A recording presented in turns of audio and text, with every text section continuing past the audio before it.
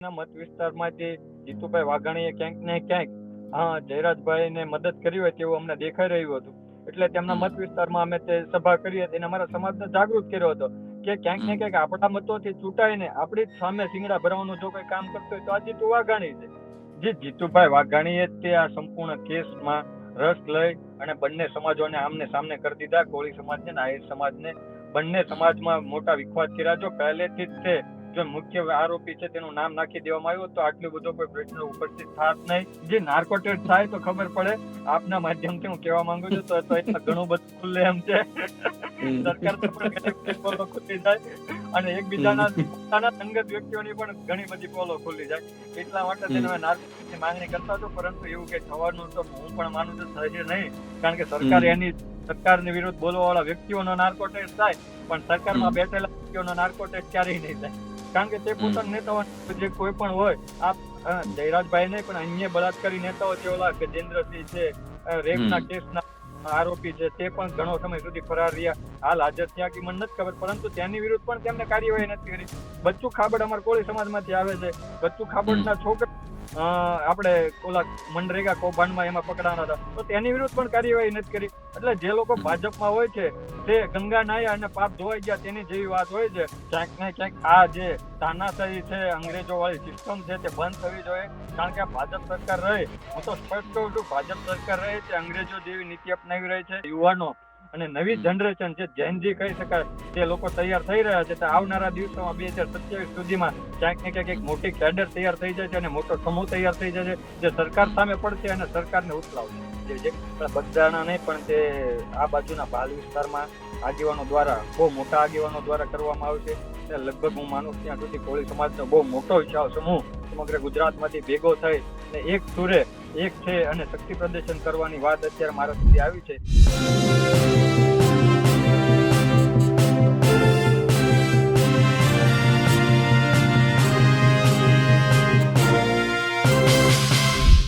બગદાણા કાંડમાં જયરાજ આહિરને 14 દિવસ બાદ જામીન મળી ગયા, પણ હવે આના કારણે કોળી સમાજમાં એક નારાજગી છે. નારાજગી ભાજપને લઈને છે, નારાજગી જીતુ વાઘાણીને લઈને છે. નમસ્કાર, હું છું ચિંતામણી પુત્ર અનિલ પટેલ. સ્વાગત છે આપનું અમારા વિશેષ કાર્યક્રમમાં. આપણી સાથે જોડાયા છે એડવોકેટ કિશન મેર, જે સમગ્ર ઘટનામાં જે લીગલ ટીમ છે એમાં અસિસ્ટ પણ કરતા હતા અને કેસ પણ લડતા હતા.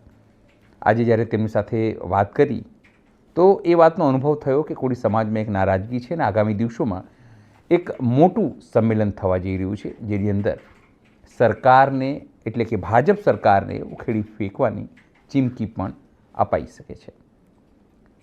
સીધા જઈએ એડવોકેટ કિશન મેર પાસે અને સાંભળીએ કે તેઓ શું કહી રહ્યા છે. કિશનભાઈ નમસ્તે, આપ અમારી સાથે ફરી એકવાર જોડાયા એના માટે. મુદ્દો કાલનો જ છે કે હા, કાલે જે રીતે જયરાજ આહિરને જામીન મળી ગયા, તમે લોકો એક્સપેક્ટેડ હતા કે જામીન મળી જશે એમ, પણ હવે શું સવાલ એ આવે કે હવે શું? જી, હવે તો નવનીતભાઈ કે ભાઈ મારે હાઈકોર્ટમાં તેમના જામીન રદ કરવા માટે જવું છે તો જઈ શકાય છે. એ એક રસ્તો છે. અને ચાર્જશીટ ન થાય ત્યાં સુધીનો તો હવે તો જે એસઆઈટી ટીમ કામગીરી કરશે ચાર્જશીટ કરવાની. ચાર્જશીટ થયા બાદ કોર્ટમાં જે કેસ છે તે ચાલવાનો છે. જે તે ટાઈમે હવે કેસમાં એપિયર થવાનું છે, પરંતુ જે જ્યારે ચાલે ત્યારની વાત ત્યારે છે. ના, આ જામીન મળવા પાછળનું લોજિક શું હતું? એટલે કોર્ટે કંઈ તો વિચાર્યો હશે કે પુરાવા નથી અથવા તો ભાગશે નહીં અથવા તમને વિશ્વાસ છે, સહયોગ આપશે તપાસમાં, કંઈક તો હશે ને એમ? જી અનિલભાઈ, એના ઉપર ડિસ્કશન કરવું મારું એવું માનવું છે કે અયોગ્ય છે. કારણ કે કોઈ પણ ન્યાયતંત્ર હોય અને જજમેન્ટ આપવું તે જજોની વિવેક. આપણે સવાલ નથી ઉભા કરી રહ્યા, ગ્રાઉન્ડ કઈ હશે ને, જામીન લેવાનું ગ્રાઉન્ડ ની વાત કરું છું. તે જજમેન્ટ આપ્યું છે તે પોતાની વિવેકાધીન બુદ્ધિને આપીને આપ્યું છે. અને ગ્રાઉન્ડ એમને જે મનમાં જે લાગ્યું હોય, બંને પક્ષની દલીલો થઈ છે કે ભાઈ જે ફરિયાદી છે તે ડિસ્ચાર્જ છે, હાલમાં હોસ્પિટલાઇઝ નથી અને તેને કોઈ હાલ જીવનું જોખમ નથી અને તે ખતરાથી બહાર છે. તેમને જે ઈજા હતી તેનાથી હવે તેને મૃત્યુ થવાની શક્યતા બહુ નહીવત છે. એટલા પૂરતું કદાચ જામીન આપ્યા હોય તેવું બની શકે. વિવિધ જજમેન્ટો હોય, પરંતુ મેં તમને કીધું એમ તે પોતા જજો છે પોતાની વિવેકાધીન બુદ્ધિને આધીન તે ચુકાદો આપતા હોય છે. ત્યારે એમાં કોઈ ટિપ્પણી કરવી મારા મંતવ્ય બરાબર છે. ન થાય કોઈ પણ ચુકાદો ન થાય. હવે હવે તમારું એક ન્યાય સભા થઈ છે અને એવું કહેવામાં આવે છે કે હવે તમારા લોકોની બગદાણામાં મોટી સભા થવાની. તો હવે આ લડતને કે સન્માન સભાની કે ન્યાય સભાની કઈ રીતે તમે લોકો આગળ લઈ જવાના છો? જી, હાલ તો જે ન્યાય સભા થઈ તે અમારા સમાજનું એક શક્તિ પ્રદર્શન હતું. આપના હમ માધ્યમથી હું કહેવા માંગુ છું. ક્યાંક ને હમ ક્યાંક જે પહેલા અમારી ડિમાન્ડ હતી તે સ્વીકારાઈ ગઈ હતી. અમારી માત્ર એક ડિમાન્ડ હતી કે જે હમ પીઆઈ ડાંગર છે તેમના વિરુદ્ધ કાર્યવાહી કરવામાં આવે, પરંતુ તેમના વિરુદ્ધ પણ ઇન્કવાયરી ચાલી રહી છે અને ભાવનગરના એસપી સાહેબ તેની ઇન્કવાયરી હમ કરી રહ્યા છે. અને હમ વાત રહી જીતુભાઈ વાઘાણીના મત વિસ્તારમાંથી, જીતુભાઈ વાઘાણીએ ક્યાંક ને ક્યાંક જયરાજભાઈને મદદ કરી હોય તેવું અમને દેખાઈ રહ્યું હતું. એટલે તેમના હમ મત વિસ્તારમાં અમે તે સભા કરી હતી અને અમારા સમાજને જાગૃત કર્યો હતો કે ક્યાંક ને હમ ક્યાંક આપણા મતોથી ચૂંટાઈને આપણી જ સામે શિંગડા ભરવાનું જો કોઈ કામ કરતો હોય તો આ જીતુ વાઘાણી છે. એટલે અમે હમ ખુલ્લીને તેની સામે આવ્યા હતા કે શરૂઆતમાં અમે તેમને કોઈ પણ જગ્યાએ ટાર્ગેટ નહોતા કર્યા, પરંતુ ક્યાંક ને ક્યાંક અમારા ધ્યાન ઉપર આવ્યું કે ભાવનગર પોલીસ તંત્ર ઉપર બહુ મોટો હમ ગરોબો હોય, તેમનું બહુ મોટી વગ હોય અને પોલીસ હમ તંત્રને દબાવી તેઓએ માત્ર ને માત્ર જયરાજભાઈ વિરુદ્ધ કાર્યવાહી અટકાવી હતી તેવું દેખાઈ રહ્યું હતું. પરંતુ ના છૂટકે પછી પોલીસ તંત્રને પણ કાયદાકીય કાર્યવાહી કરવી પડી અને જીતુભાઈ વાઘાણીને અગેન્સ્ટમાં જઈને પણ કાર્યવાહી કરવી પડી હોય તેવું લાગી રહ્યું હતું. હમ જોવા જઈએ તો અમે જે ન્યાય સભાનું આયોજન કર્યું તે 21 હમ તારીખે અમે જાહેરાત કરીને 3 દિવસમાં અમે પશ્ચિમ વિધાનસભામાં લગભગ 3 કે 4 મિટિંગો કરી હતી અને 3 કે હમ 4 મિટિંગો થઈ અને તાત્કાલિક 25 તારીખે લગભગ હું માનું ત્યાં સુધી જયરાજભાઈની ધરપકડ કરી લેવામાં આવી હતી. એટલે હમ જેવી જીતુભાઈ વાઘાણીના મત વિસ્તારમાં સભાઓ ચાલુ થઈ અને હમ તાત્કાલિક ધોરણે કાર્યવાહી કરવામાં આવી, હમ તાત્કાલિક ધોરણે કાર્યવાહી કરવામાં આવી તે તમે જોઈ શકો છો. એટલે ક્યાંક ને હમ ક્યાંક જીતુભાઈ વાઘાણીનો આમાં ક્યાંક ને ક્યાંક રોલ હોય તેવું દેખાઈ હમ રહ્યું છે. તમારી જે સભા થઈ છે, મને એવી માહિતી હતી કે તમારી સભાને બી શરતી મંજૂરી આપવામાં આવી હતી. કેટલાક મોટા નેતાઓ કે તમે લોકો રાજકીય પોલિટિક્સ નહીં કરો, એટલા ઘણા બધા લોકોને તમે બોલવા બી નતો દીધા. એ પણ ત્યાં એક વિવાદ થયો હતો. કેટલા લોકોએ કીધું કે અમને બોલવાનો ચાન્સ નથી મળ્યો અને તમામ વસ્તુઓ થઈ હતી. તો એમાં કઈ શરતી તમને લોકોને મંજૂરી મળી હતી એવું કંઈક હતું કે શું હતું એની અંદર? એમ નાજી એવું કઈ ન હતું. એ તદ્દન હમ ખોટી વાત છે. આ સભા હમ રહી તે ભાવનગર હમ પશ્ચિમ વિધાનસભાના યુવાનો, ભાવનગર શહેરના યુવાનો દ્વારા કરવામાં આવી રહી હતી અને સતત હમ 15 દિવસ જે યુવાનોએ મહેનત કરી હતી તેને સ્ટેજ હમ આપવાનું અમે નક્કી કર્યું હતું. ક્યાંક ને હમ ક્યાંક અમારા નેતાઓ જે હોય, હમ જેની જવાબદારી હતી તેમને આ સભાનું બીડું ઝડપવું જોઈએ, પરંતુ તેમને સભા નહોતી કરી અને અમારે હમ સભા કરવી પડી હતી. જે લોકોએ 15 દિવસ મહેનત કરી હોય તેને ન્યાય હમ આપવો, સ્ટેજનું હમ સ્થાન આપવું એ પણ અમારી યુવાનોની જવાબદારી છે. સાથે સાથે જે હમ આપ કહેવા માંગો છો કે રાજકીય કોઈ જગ્યાએ, તો રાજકીય હમ વાત હોય, હમ જો રાજકીય વાત હોય તો અમે હમ સ્પેસિફાઈ જીતુભાઈ વાઘાણીને ટાર્ગેટ કર્યા હતા. ભાજપના હમ જ નેતા છે તેને ટાર્ગેટ કર્યા હતા. તો એમાં હમ કોઈ એવી રાજકીય વાત નહોતી. અને હું આપના માધ્યમથી એ પણ કહેવા માંગુ છું કે જે યુવાનો છે તે તમામ હમ યુવાનો રહ્યા, એમાં ભાજપના પણ યુવાનો છે, આમ આદમી પાર્ટીના પણ યુવાનો હતો અને કોંગ્રેસના પણ યુવાનો હતો. પરંતુ ક્યાંક હમ ને ક્યાંક આ સભામાં રાજકીય રંગ નો આવી જાય તેનું ધ્યાન રાખવા માટે અમે લોકોએ અન્ય વક્તાઓને માઇક નહોતા આપ્યા. કારણ કે ક્યાંક ને હમ ક્યાંક મોટા રાજકીય નેતા હોદ્દા ધરાવતા હોય તેઓ આવીને ત્યાં સરકાર વિરુદ્ધ ભાષણ કરીને પોતાની પાર્ટીનો પ્રચાર કરે તેવું ન થાય અને સમાજમાં કોઈ ખોટો વિખવાદ ન થાય, સમાજમાં કોઈ ખોટો મેસેજ ન જાય. સમાજના હમ પણ જે પણ આગેવાનોએ આ જે નવનીતભાઈની લડાઈ છે તેમાં રાજકીય જે અત્યારે સત્તાધારી પક્ષ છે તે લોકોએ પણ મદદ કરી હતી. એટલે ક્યાંક ને હમ ક્યાંક સમાજના આગેવાનોમાં વિવાદ ન થાય અને જે યુવાનો કરતા હતા તેને પણ ન્યાય મળે, તેમની મહેનતનું પણ તેમને ફળ મળે. કારણ કે ક્યાંક ને ક્યાંક જે યુવાનો અત્યારે નવા તૈયાર થઈ રહ્યા છે તેને પણ એક હમ સ્ટેજ મળે, એની માટેની આ મહેનત હતી. કારણ કે સમાજમાં આવનારી પેઢી પણ એક અમારે કેડર તૈયાર કરવી પડશે. એટલે આવનારા હમ દિવસોમાં જો કાંઈ પણ બનાવ બને તો ભાવનગર શહેરની ટીમ તૈયાર રહે એના માટેની અમારી સંપૂર્ણ તૈયારી હતી. એટલા હમ માટે આ આખી ઘટના ઘટી હતી. પરંતુ તમે જે કીધું કે રાજકીય, આમાં કોઈ રાજકીય પ્રેશર કે રાજકીય શરતી કોઈ મંજૂરી એવું કાંઈ હતું નહીં. જે મંજૂરી હમ હતી જે સામાન્ય લોકોને આપવામાં આવે તે જ રીતની મંજૂરી હતી. જ્યારે આ ન્યાય સભા તમારી થઈ રહી હતી ત્યારે કેટલાક લોકો સ્ટેજ ઉપર આવ્યા હતા અને કહેતા હતા કે માયાભાઈ આહિર વિરુદ્ધ એમણે કીધું, તમામ વસ્તુ કરી. અને એ જે તે સમય દરમિયાન તમારા લોકોની જે લીગલ ટીમ છે કહેતી હતી કે ભાઈ એ પરિવાર વિરુદ્ધ જે પણ લોકો આવશે અથવા જે લોકો પીડિત છે એ લોકો અમારી પાસે આવશે તો એ લોકોના પણ કેસો અમે લડીશું. તો હજુ પણ એ પ્રકારની તમારી લોકોની જે પ્રક્રિયા છે કે જે તમે વાતો કરી તે થવાની છે આગળ, કે આવા લોકોની જે કેસો છે તમે કોઈ લડવાના છો? જી ચાલુ જ છે. હાલમાં એ પ્રક્રિયા પણ ચાલુ છે, પણ આપના માધ્યમથી હું જાહેર કરવા માંગતો નથી. ક્યાંક ને ક્યાંક અમારા સંકલનમાં છે, અમારી તૈયારી છે સંપૂર્ણ અને અમે મદદ કરી પણ રહ્યા છીએ. જે કંઈ પણ હમ પીડિત લોકો અમારી સુધી પહોંચશે, આપ ન્યાય હમ સભામાં પણ જોઈ શકો છો કે જે કાઠી ક્ષત્રિય હમ સમાજના કાઠી દરબાર હતા તે પણ સભામાં હાજર રહ્યા હતા. પાટીદાર સમાજના પણ એક આગેવાન હાજર રહ્યા હતા. પછી દિલીપભાઈ જે બાબર સમાજમાંથી આવતા હતા તે પણ ન્યાય સભામાં હાજર રહ્યા હતા. એટલે આ લોકો બધા હાજર રહ્યા હતા. અને મેં આપના માધ્યમથી કહેવા માંગુ છું, અમારી ન્યાય સભાથી અમારે ચોક્કસ સમાજને ટાર્ગેટ કરીને, પરંતુ ભાવનગર જિલ્લામાં સમગ્ર કોઈ પણ પીડિત વ્યક્તિ હોય તેની પડખે ઉભા રહેવા માટેની અમારી આ ન્યાય સભા હતી.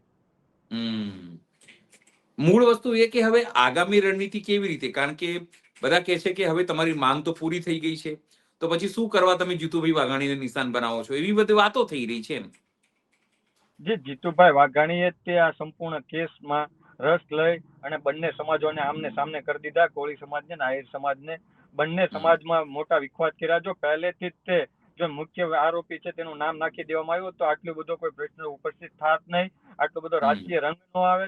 આ તો માત્ર ને માત્ર જીતુભાઈ વાઘાણીએ બંને સમાજને આમને સામને કરવા માટે પોતાની જે પોતાની વગ હતી તે ખોટી દિશામાં વાપરીને ક્યાંક ને ક્યાંક અમારા સમાજને હેરાન પરેશાન કર્યો. એટલા માટે થઈને અમારે જીતુભાઈ વાઘાણી વિરુદ્ધ જવું પડ્યું. નહીંતર અમે જીતુભાઈ વાઘાણી શરૂઆતના 10 દિવસમાં કોઈ પણ જગ્યાએ ટાર્ગેટ નથી કર્યા, પરંતુ ક્યાંક ને ક્યાંક અમારી પાસે પુરાવાઓ આવ્યા, અમને જાણવા મળ્યું, માહિતી મળે કે જે જીતુભાઈ વાઘાણી છે સતત આ કેસમાં રસ દાખવી રહ્યા છે.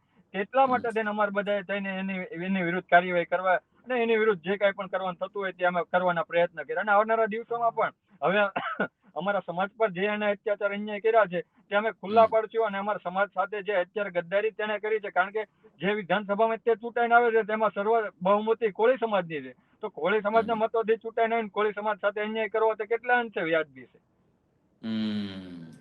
મેં સાંભળ્યું હતું કે વચ્ચે તમે લોકો માંગ કરી હતી કે એમનો નાર્કો ટેસ્ટ બી થવું જોઈએ, આવું બધું બી કરવું, પણ નાર્કો ટેસ્ટ એના માટે જે નાર્કો ટેસ્ટ થાય તો ખબર પડે. આપના માધ્યમથી હું કહેવા માંગુ છું તો એમાં ઘણું બધું ખુલ્લે એમ છે. સરકાર તો પણ ઘણી બધી પોલો ખુલી જાય અને એકબીજાના પોતાના સંગત વ્યક્તિઓની પણ ઘણી બધી પોલો ખુલી જાય.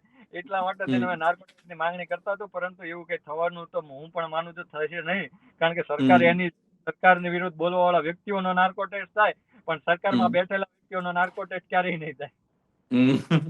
હવે મારો એક પ્રશ્ન એ છે, આની પહેલા પણ આપણે ચર્ચા કરી ચૂક્યા છે કે બે વસ્તુ થઈ. જયરાજ બે વસ્તુઓ, એક તો જયરાજ આહિર સમજો 14 દિવસ જેલમાં રહ્યા, પણ ન તો એનું સરઘસ નીકળ્યું, ન તો ભાજપે.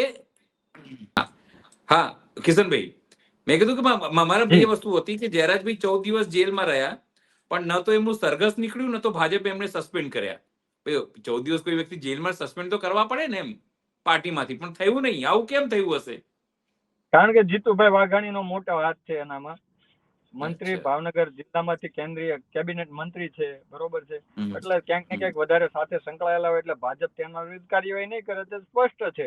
કારણ કે તે પોતાના નેતાઓ જે કોઈ પણ હોય, આપ જયરાજભાઈ નહીં પણ અન્ય બળાત્કારી નેતાઓ જે ઓલા ગજેન્દ્રસિંહ છે, રેપના કેસના આરોપી છે, તે પણ ઘણો સમય સુધી ફરાર રહ્યા. હાલ હાજર થયા કે મને નથી ખબર, પરંતુ તેની વિરુદ્ધ પણ તેમને કાર્યવાહી નથી કરી.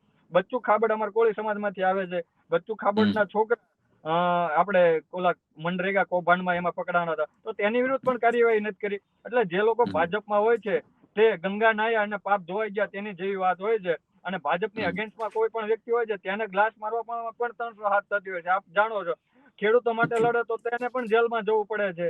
અને જો અમારા હું વાત કરું જિગ્નેશ મેવાણી કઈક બોલે તો આસામની પોલીસ તેને આવીને ધરપકડ કરી જાય. એટલે આ તમામ વસ્તુ એવી છે કે ભાજપમાં હોય તો તમે પાપ તમારા તમામ પ્રકારના ધોવાઈ જાય છે, અને ભાજપમાં અગેન્સ્ટ જાઓ એટલે તમે પાપ્યાવ થઈ જાવ છો, વિધર્મી થઈ જાવ છો. પછી આ સિસ્ટમ તો કેવી, મને તો સમજાય નહીં ભાઈ. ન્યાય કાયદો એ બધા માટે સરખો હોવો જોઈએ, પણ તમે ભાજપમાં હો તો કાયદો સરખો નથી એનું મતલબ તો એવું થયું. જી ચોક્કસપણે હવે પ્રજાએ જાગવું જોઈએ. ક્યાંક ને ક્યાંક આ જે તાનાશાહી છે, અંગ્રેજો વાળી સિસ્ટમ છે તે બંધ થવી જોઈએ. કારણ કે આ ભાજપ સરકાર રહે, હું તો સ્પષ્ટ કહું છું, ભાજપ સરકાર રહે તે અંગ્રેજો જેવી નીતિ અપનાવી રહી છે કે જે એની માટે કામ કરે તો એને બધી જગ્યાએ છૂટ, અને એની અગેન્સ્ટ કામ કરે તો તેની માટે કાયદો અને નિયમો બધાની માટે બનાવીને તેમને જેલ ભેગા કરો, અથવા ક્યાંક ને ક્યાંક તેમને હેરાન પરેશાન કરો, તેમના ધંધા બંધ કરાવો. આ તમામ પ્રકારની પ્રક્રિયા થકી તે સમાજને એવો મેસેજ દેખાડવા માંગે છે કે ભાજપ અગેન્સ્ટ જશો તો આવનારા દિવસોમાં તમારી પણ આવી હાલત થશે. હવે 2027 માટે શું છે? 2027 ને કેવા પ્રકારના, કારણ કે કાલે મેં સાંભળ્યું હતું ઘણા લોકો કહી રહ્યા હતા કે 2027 માં એમના ઘર ભેગા કરવાના છે, અને એટલા માટે અત્યારે કોળી સમાજના કાર્યક્રમોમાં જઈ રહ્યા છે, બધી જગ્યા મળી રહ્યા છે બધાને એમ. જે ચોક્કસપણે અમારા સમાજની નવી એક કેડર તૈયાર થઈ રહી છે. નવા યુવાનો તૈયાર થઈ રહ્યા છે. એમાં ઘણા બધા યુવાનો છે જે હવે જાગી ગયા છે. ક્યાંક ને ક્યાંક તેમને ખબર છે કે આપણી ઉપર અત્યાચાર ને અન્યાય કોણ કરે છે. આપણા મતોથી ચૂંટાઈને જઈને આપણા હક અધિકારને છીનવાનું જો કોઈ કામ કરતો હોય તો આવડા રાજકીય લોકો છે. એટલા માટે 2027 ની તૈયારી નવા યુવાનો અને નવી જનરેશન છે, જેનજી કહી શકાય, તે લોકો તૈયાર થઈ રહ્યા છે. તો આવનારા દિવસોમાં 2027 સુધીમાં ક્યાંક ને ક્યાંક એક મોટી કેડર તૈયાર થઈ જાય છે અને મોટો સમૂહ તૈયાર થઈ જાય છે જે સરકાર સામે પડશે અને સરકારને ઉથલાવશે. અને બગદાણામાં કોઈ મોટી સભા થવાની છે એ તૈયારીઓને લઈને? કારણ કે લોકો કહે છે બગદાણામાં એક મોટી સભા થવાની છે ન્યાય સમિતિ સન્માન સમિતિ. બગદાણા પેલા એક બીજું મહાસંમેલન થવા જઈ રહ્યું છે. તે ટૂંક જ સમયમાં જાહેરાત થઈ જશે. પણ બગદાણા નહીં, પણ તે આ બાજુના ભાલ વિસ્તારમાં આગેવાનો દ્વારા, બહુ મોટા આગેવાનો દ્વારા કરવામાં આવશે. અને લગભગ હું માનું ત્યાં સુધી કોળી સમાજનો બહુ મોટો વિશાળ સમૂહ સમગ્ર ગુજરાતમાંથી ભેગો થઈ અને એક સુરે એક છે અને શક્તિ પ્રદર્શન કરવાની વાત અત્યારે મારા સુધી આવી છે. તો અમારા તમામ આગેવાનોની સાથે અમે રહીશું અને જ્યાં પણ અમે જરૂર પડે ત્યાં અમને મદદ કરવાના છે. બધા મોટા આગેવાનો અમારા એક થઈ અને શક્તિ પ્રદર્શન કરવાના છે. ત્યારે આ યુવાનો બધા રેડી છે. તમામ યુવાનો તેમને મદદ કરશે એ હું આપના માધ્યમથી તેમને ખાતરી આપું છું. કિશનભાઈ, ધન્યવાદ, આપ અમારી સાથે જોડાયા અને માહિતી આપી. મૂળ અને સ્વાભાવિક છે કે અત્યારે નવનીત બાલદિયાની જે લડાઈ છે લાંબી લડાઈ છે, કારણ કે હજુ તો કોર્ટમાં શું જશે. પણ સમાજ હવે તમારો એક થયો છે અને જીતુભાઈ વાઘાણીને હવે ચિંતા કરવાની જરૂર છે, જે રીતે તમારે ત્યાં જેનજીઓ જાગ્યા છે. પણ નમસ્તે, તમે માહિતી આપી એના માટે અને અમારી સાથે જોડાયા. ખૂબ નમસ્તે સર. જી આભાર અનિલભાઈ.